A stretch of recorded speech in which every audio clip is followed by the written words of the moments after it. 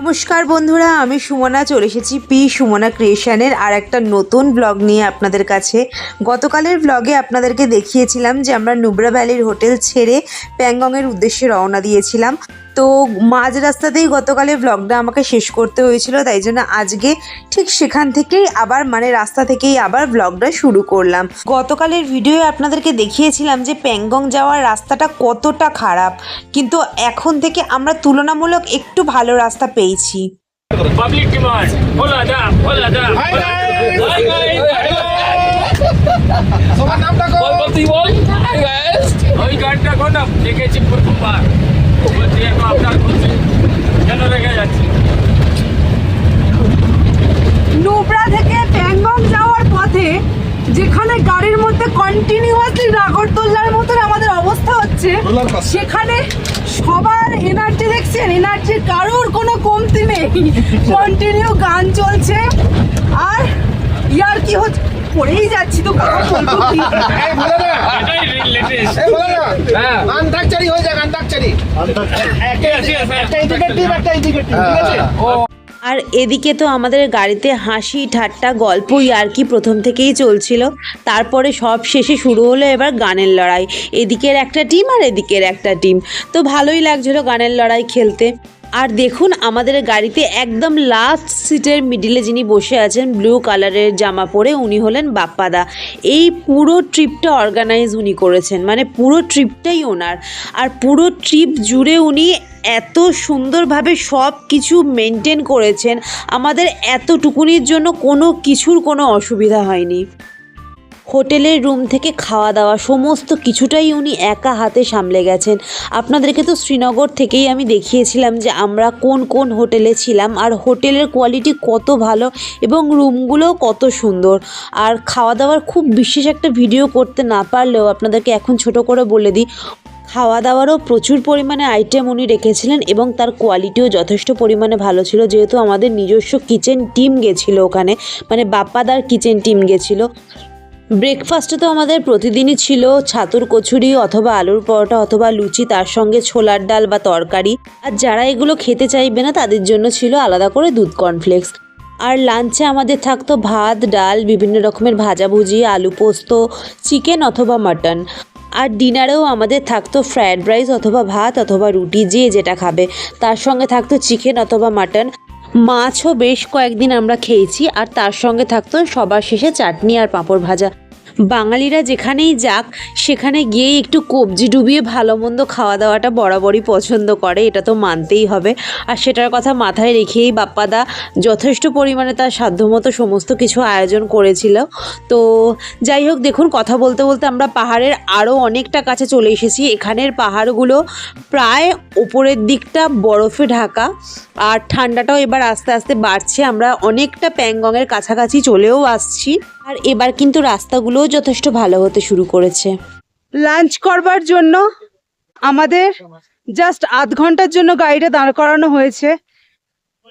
খুব সুন্দর একটা জায়গা দেখে, দেখুন পেছনে পাহাড়, তার নিচে বালি পুরো, তার মধ্যখান থেকে অল্প পরিমাণে জল বয়ে যাচ্ছে, দেখছেন? ম্যাক্সিমামটাই এখানে বালি আর পাহাড়, রুক্ষ পাহাড়। আর ওই দিকে কিছু পরিমাণ পাহাড়ে মাথায় বরফ জমে আছে, বাকি সব পাহাড় একদম রুক্ষ। আমার তো চোখ মুখের অবস্থা ভীষণ পরিমাণে খারাপ হয়ে গেছে, কারণ এখানে যা পরিমাণে ধুলো, আমি তো নিঃশ্বাসও নিতে পারছি না ঠিক করে। নিঃশ্বাস নিতে গেলে পুরো নাকটা জ্বলছে।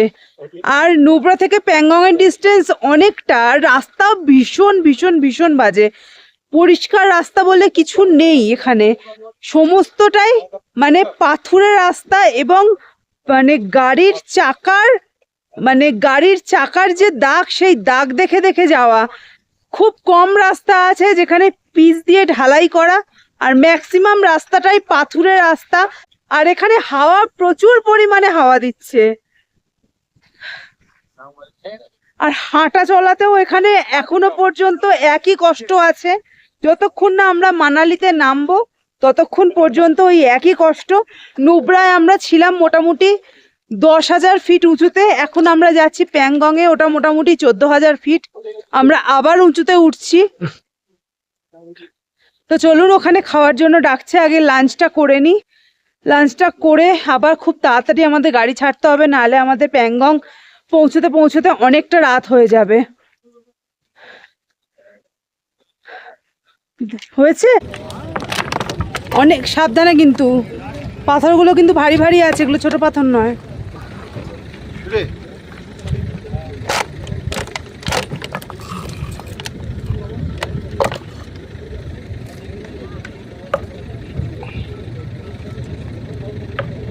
বাহ, এটা শান্তি স্তূপায় করা উচিত ছিল, যেটা আর তখন হয়নি, এখন হচ্ছে।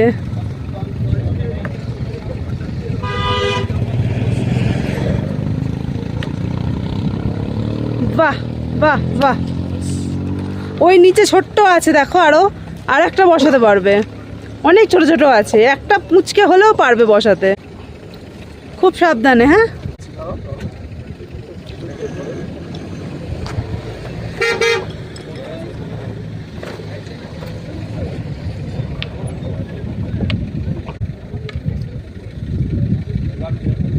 বাহ, 1, 2, 3, 4, 5, 6টা বাপু, ছোট পাথর বসিয়েছো তুমি।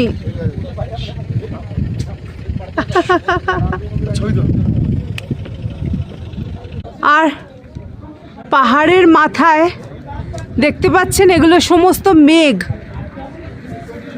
এটা কিন্তু আকাশ নয় বা বরফ নয়, এগুলো সমস্ত মেঘ পাহাড়ের মাথায়। একদম বোঝা যাচ্ছে না, যেহেতু আকাশের কালার আর মেঘের কালারটা মোটামুটিভাবে এক হয়ে গেছে। লাঞ্চ করে আমরা আবার গাড়িতে উঠে পড়লাম, আবার চলতে শুরু করলাম। লাদাখটা না একটা খুব বিস্ময়কর জায়গা।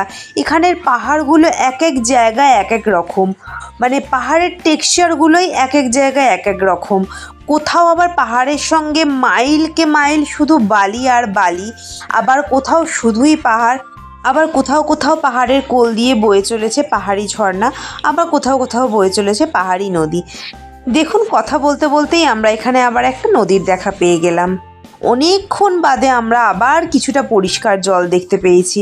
এখানে জলের কালারটা দেখুন, পুরো নীল একদম, কোথাও কোথাও আবার সবুজ রং মেশানো নীল। যাই হোক, আপনাদেরকে বলে রাখি, বাপ্পাদার যেই ট্যুরের কোম্পানিটা আছে তার নাম হলো ওয়ান্ডার ট্রিপ অ্যাডভাইজার। আমি বাপ্পাদার সমস্ত ডিটেলসটা আমার ডেসক্রিপশানে দিয়ে রাখবো, আপনারা পারলে একবার চেক করে নেবেন। আর কারুর যদি দরকার পড়ে তাহলে অবশ্যই বাপ্পাদার সাথে যোগাযোগ করতে পারেন ঘুরতে যাওয়ার জন্য। আমি অন্তত এইটুকু বলতে পারি, কেউ যদি যান ঘুরতে তো একদম নিরাশ হবেন না।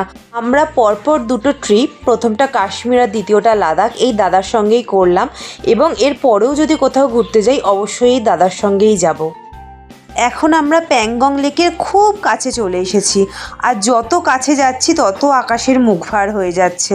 আর এবার তো বৃষ্টিও শুরু হয়ে গেছে, এখন বৃষ্টিটাও বেশ মাঝারি ধরনেরই হচ্ছে, আর আকাশের রঙটাও নীল থেকে আস্তে আস্তে কালোর দিকে হতে থাকছে।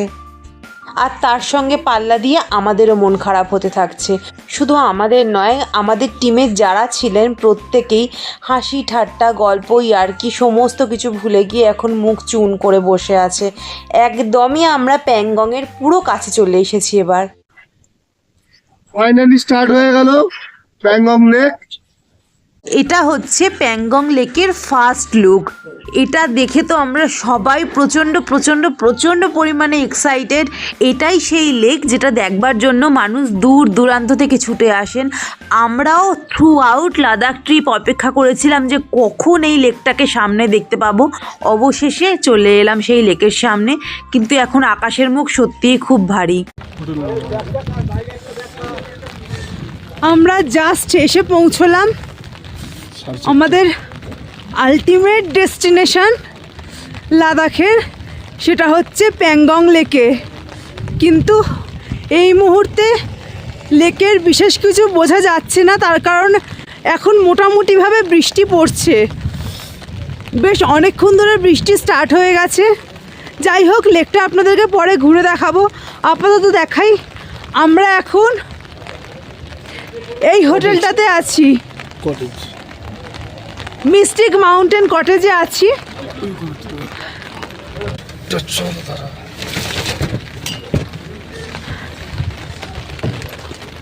আর এটা হচ্ছে আমাদের রুমটা, আর এই হচ্ছে প্যাংগং লেক। লেকের একদম অপোজিটে আমাদের রুম বলা ভুল, প্রত্যেকেরই রুম প্রায় অপোজিটেই পড়েছে। যাই হোক, অ্যাকচুয়ালি লেকটা অনেক বড়। তো যাই হোক, এটা হচ্ছে আমাদের রুম। ছোট করে একটা রুম ট্যুর আপনাদের দিয়ে দিই এখনই। রুমের দরজাটা খুললাম, এই মুহূর্তে এখানে কারেন্টটা অফ আছে। যাই হোক, তবু আমার মনে হয় খুব ভালোভাবেই বোঝা যাবে। সব থেকে স্পেশাল জিনিস হচ্ছে রুমের থেকে প্যাংগং লেকটা একদম এইভাবে বসে বসে দেখা যায়। কিন্তু আপাতত আমরা খুব দুঃখের সাথে জানাচ্ছি যে আমরা দেখছি বৃষ্টি। যাই হোক, আশা রাখছি যে খুব তাড়াতাড়ি বৃষ্টি বন্ধ হয়ে যাবে এবং আমরা খুব ভালো একটা লেকের ভিউ দেখতে পাবো। যাই হোক, এটা হচ্ছে আমাদের রুমটা। এটা হচ্ছে একটা কটেজ, পুরো কাঠের বানানো, খুব পরিষ্কার পরিচ্ছন্ন একটা কটেজ। এখানে একটা ছোট ওয়ার্ড্রবের মতন করা, মানে জিনিসপত্র রাখা যাবে। আর এটা হচ্ছে ওয়াশরুমটা। আমরা জাস্ট এসে বসলাম, বাইরে ভালো মতো বৃষ্টি হচ্ছে। জানি না কেন এত সুন্দরভাবে পুরো লাদাখ ট্রিপটা করবার পরে লাস্ট যেটা একদম মানে মেন অ্যাট্রাকশন প্যাংগং লেক, সেখানে এসে বৃষ্টি শুরু হয়ে গেল। মানে এটা খুব একটা মন খারাপের ব্যাপার, শুধু আমার নয়, আমাদের গোটা টিমটার। ভগবানের কাছে প্রে করছি যেন বৃষ্টিটা খুব তাড়াতাড়ি বন্ধ হয়ে যায়। বৃষ্টিটা বন্ধ হলে তবেই আমরা লেকের পুরো ভিউটা দেখতে পাবো, না হলে আমরা লেকটার খুব বিশেষ কিছু বুঝতে পারছি না। ব্লু জলটা খুব হালকা বুঝতে পারছি, আর ম্যাক্সিমামটা কুয়াশায় ভরা। দেখা যাক কত তাড়াতাড়ি এই পরিস্থিতিটা কেটে যায়, আমরা লেকটাকে দেখতে পাই। আর এখানে স্কিনের অবস্থা ভীষণ বাজে, প্রচণ্ড পরিমাণে ঠান্ডা লাগছে, প্রচণ্ড পরিমাণে। তার মধ্যে ঠান্ডাটা আরও বাড়িয়ে দিয়েছে সেটা হচ্ছে বৃষ্টিটা, প্রচণ্ড কাঁপুনি দিচ্ছে। এখানে বিছানা বালিশ সব কিছু যেন ঠান্ডা বরফ হয়ে আছে। আমি মোটামুটি আমার কন্ডিশনটাকে কি করে ফেলেছি দেখেছেন তো। এই জামা কাপড়, অন্তত দুটো জ্যাকেট পরেছি, হাতে পরেছি গ্লাভস, যা যে কটা জিনিস পেরেছি গায়ে পরবার জন্য মোটামুটিভাবে পরে নিয়েছি। এত ঠান্ডা চিন্তা করা যাচ্ছে না। পুরো সব কিছু কেঁপে যাচ্ছে, বিছানা বালিশ, মানে মনে হচ্ছে পুরো জল ফেলে রেখেছে কেউ, ঠান্ডা জল, এতটাই ঠান্ডা। নাকের মুখের কোনো সেন্স পাচ্ছি না, নাক মুখ কোনো কিছুর কোনো সেন্স পাচ্ছি না, এমন অবস্থা হয়ে গেছে। মানে একটা জায়গার সাথে একটা জায়গা টাচ করতে পারছি না। এই বৃষ্টির পরিস্থিতিটা যদি না কমে তাহলে আমাদের প্যাংগংয়ে আসাটা এত কষ্ট করে, মানে বলতে গেলে পুরো লাদাখ আসাটাই কিছুটা হলেও মানে ব্যর্থ হয়ে যাবে। কিন্তু আমি পুরোপুরিভাবে আশা রাখছি যে আমরা যদি আজকে পসিবল নাও হয়, কালকে সকালবেলা সূর্যের মুখ দেখব এবং খুব ভালোভাবে প্যাংগংটাকে আমরা খুব ভালোভাবে প্যাংগং লেকটাকে মানে খুব কাছ থেকে দেখতে পাবো এবং খুব খুব খুব এনজয় করতে পারবো।